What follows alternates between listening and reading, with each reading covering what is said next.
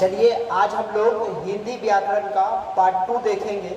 Part 1 में हम लोग देखे थे वर्ण देखे थे जिसको अक्षर कहते हैं, और उसके प्रकार में हम लोग स्वर वर्ण को पूर्ण रूप से देखे थे। उसको दो प्रकार में बांट कर पढ़े थे।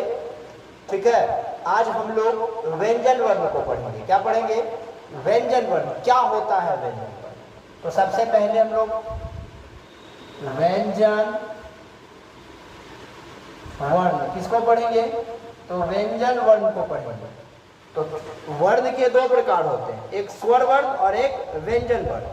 स्वर वर्ण को हम लोग पढ़े जिसका उच्चारण बिना दूसरे वर्ण की सहायता से होता है, उसी को क्या कहते हैं? स्वर वर्ण कहते हैं। लेकिन व्यंजन वर्ण में क्या होता है? जिस वर्ण का उच्चारण दूसरे वर्ण की सहायता यानी स्वर वर्ण की सहायता से होता हो, उसी को क्या कहेंगे? व्यंजन वर्ण। ऐसा व्यक्ति जो दूसरे के बिना सहयोग से चल नहीं सकता हो, दूसरे का सहयोग लेकर ही चलता हो, उसी को क्या कहते हैं? व्यंजन वर्ण कहते हैं। आपके बस्ती मोहल्ले में ऐसे लोग होंगे जो बैसाखी पे चलते होंगे, तो जो भी बैसाखी पे चलेगा समझ लीजिएगा ये व्यंजन वर्ण का उदाहरण। बैसाखी पे चलने का मतलब होता है दूसरे का सहयोग लेकर के चलना। तो ऐसा वर्ण जो दूसरे वर्ण की सहायता को लेकर के आगे बढ़ेगा, कार्य करेगा, क्या कहलाएगा? व्यंजन वर्ण कहलाएगा। इसका डिफिनेशन क्या होगा? ऐसा वर्ण जो दूसरे वर्णों की सहायता से बोली जाए, जो दूसरे वर्ण की सहायता से बोली जाए, क्या कहलाता है? व्यंजन वर्ण कहलाता है। यानी कि ऐसा वर्ण जो स्वर वर्ण की सहायता से बोला जाए, व्यंजन वर्ण कहलाएगा। ठीक है, तो क्या लिखेंगे? ऐसा वर्ण जो स्वर वर्ण की सहायता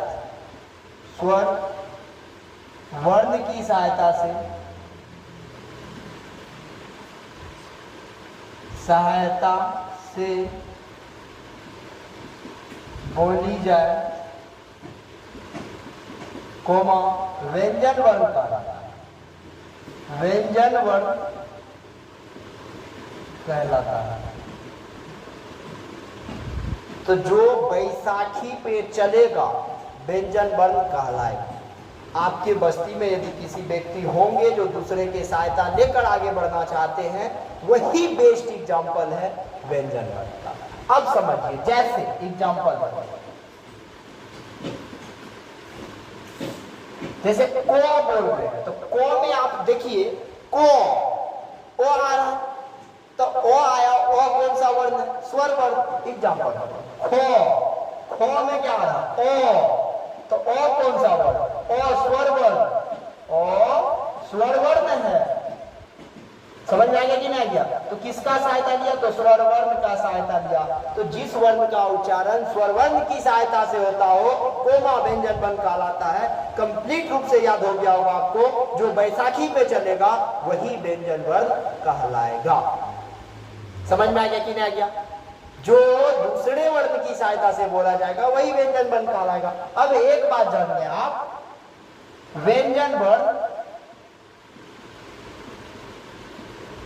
के प्रकार, तो आपको याद हो जाना चाहिए व्यंजन वर्ण के मुख्य रूप से 3 प्रकार है। स्पर्श, अंतस्थ, उष्ण। क्या बोले? स्पर्श,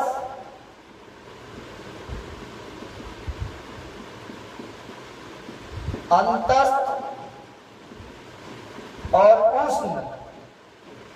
3 प्रकार के वर्ण, स्पर्श, अंतस्थ और उष्ण। 3 प्रकार के व्यंजन वर्ण। कितने प्रकार के? 3 प्रकार। स्पर्श, अंतस्थ और उष्ण मुख्य रूप से। अब समझिएगा स्पर्श वर्ण किसको कहते हैं? तो को से लेकर, कहां से? को से लेकर मो तक के वर्ण को क्या कहते हैं? स्पर्श वर्ण कहते हैं। स्पर्श वर्ण कहते हैं। ठीक, को से लेकर मो तक के वर्ण को स्पर्श वर्ण कहते हैं। तो समझिएगा स्पर्श वर्ण को 5 वर्गों में बांटा गया। स्पर्श वर्ण को 5 वर्गों में बांटा गया है। कितने वर्गों में? इसको 5 वर्ग में बांटा गया। कितना वर्ग में? 5 वर्ग में बांटा गया है। पहला वर्ग का नाम है बाबू क वर्ग। कौन सा वर्ग? क वर्ग। दूसरा च वर्ग,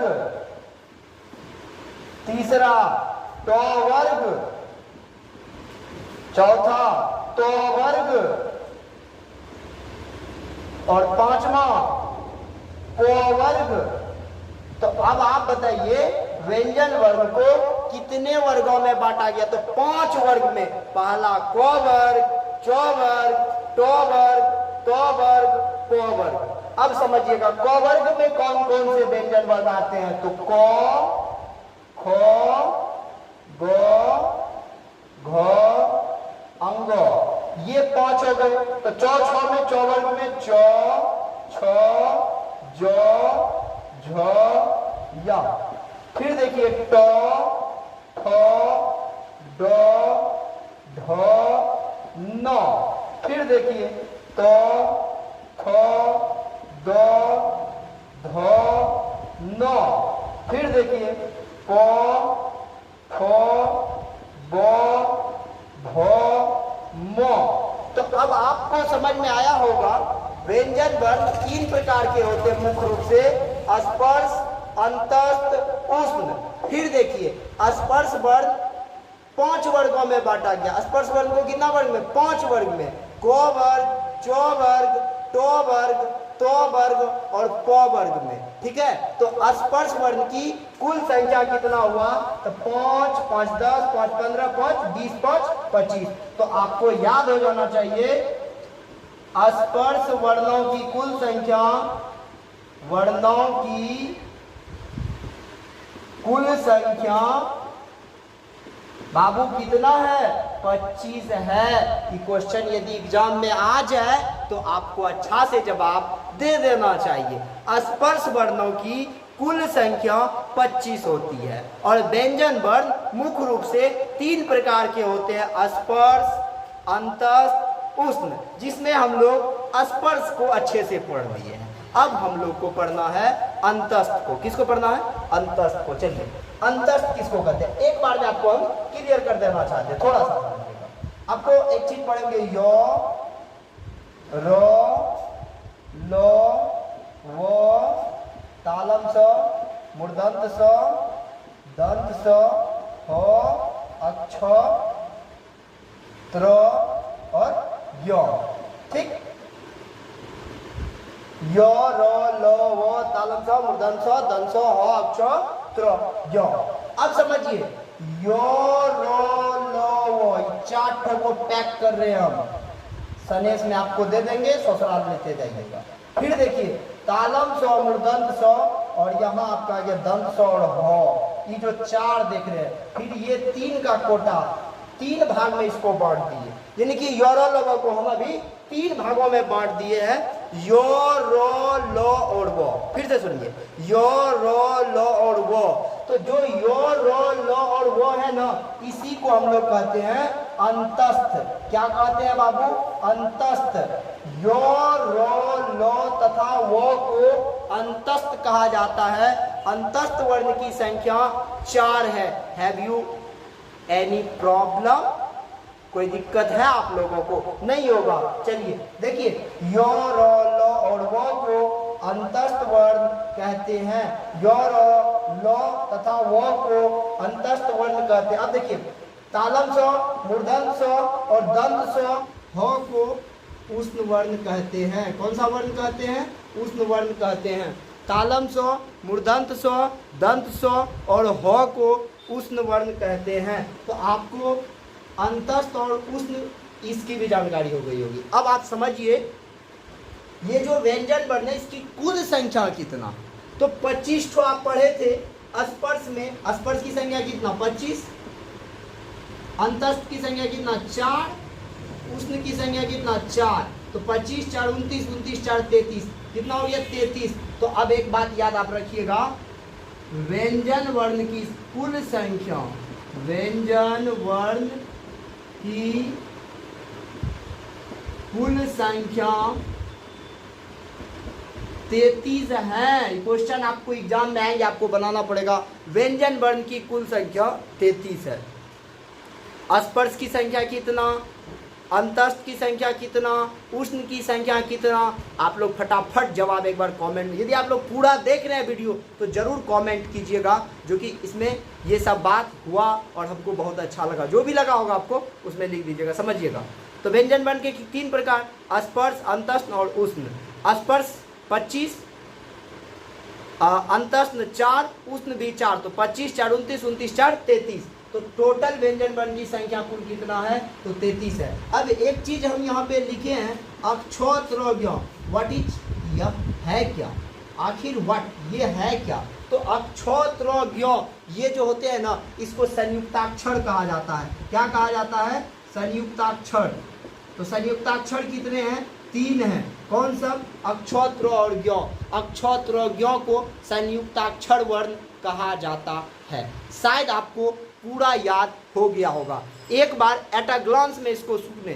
ठीक, व्यंजन वर्ण कहते किसको है, सबसे पहले व्यंजन वर्ण कहते हैं जिसका उच्चारण स्वर वर्ण की सहायता से हो, जो बैसाखी लेकर चले, उसी को व्यंजन वर्ण कहते हैं। पहला बात क्लियर। एग्जाम्पल फॉर को, खो, गो, घो, चो, छो, टो, ठो, पो, फो, ईटीसी। ठीक, ओके, चलते अब हम लोग व्यंजन वर्ण के प्रकार को जानते हैं। व्यंजन वर्ण के मुख्य रूप से 3 प्रकार होते हैं, स्पर्श, अंतस्थ और उष्ण। स्पर्श, अंतस्थ और उष्ण।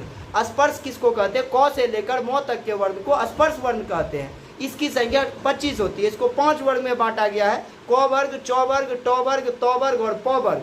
क वर्ग में क ख ग घ ङ, च वर्ग में ट छ छ ज ज य, ट वर्ग में ट ठ ड ढ न, त थ द ध न, प फ ब भ म। अब आ जाते हैं अंतस्थ में। अंतस्थ की संख्या 4, य रो ल और व, य रो ल और व, इसकी संख्या कितना हो गया, 4। फिर आ जाते हैं उष्ण में। उष्ण की संख्या तालम स, मूर्धन स, धन स और ह। तो 25 4 29 4 33, बाकी बच गए 3। अक्षोत्रज्ञ। अक्षोत्रज्ञ को संयुक्ताक्षर वर्ण कहा जाता है। मेरे ख्याल से आपको सारा कॉन्सेप्ट क्लियर रूप से समझ में आ गया होगा। एक आपको हम एग्जाम आइडिया दिखा रहे हैं, ठीक है। एक एग्जाम आइडिया देखिए और बहुत मजा आएगा, आपको जवाब भी देना है। चलिए देख लेते हैं, थोड़ा सा देख लीजिएगा एग्जाम आइडिया। एग्जाम में आपका पूछेगा कैसे, एग्जाम आइडिया। एग्जाम में पूछेगा क्वेश्चन, व्यंजन वर्ण की संख्या, वर्ण की संख्या है। Option A 25, 33, 11, 13। अब आपको जवाब करना और टिक आउट करना है जो व्यंजन वर्ण की कुल संख्या कितनी है। शायद आपको पता होगा और हम तो अभी जवाब दे ही देते हैं। आप इसका कमेंट बॉक्स में जवाब दे दीजिएगा ABCD, कौन सा जवाब होगा। तो आपको पता होगा व्यंजन वर्ण की कुल संख्या 33 है। शायद आप कन्फर्म रूप से सीख गए होंगे। जब यह चीज़ आप बढ़िया से सीख गए, अच्छे से सीख गए, तो इसका एक नोट्स बना लीजिएगा। शुरू से चलते आ रहा, अब हम लोग वर्ण खत्म कर चुके हैं। अब हम लोग अगले वीडियो में शब्द के साथ मिलेंगे। तब तक के लिए आपको बाय बाय। खूब ज़्यादा पढ़े, मन लगा कर पढ़े, आगे बढ़ते रहे। धन्यवाद।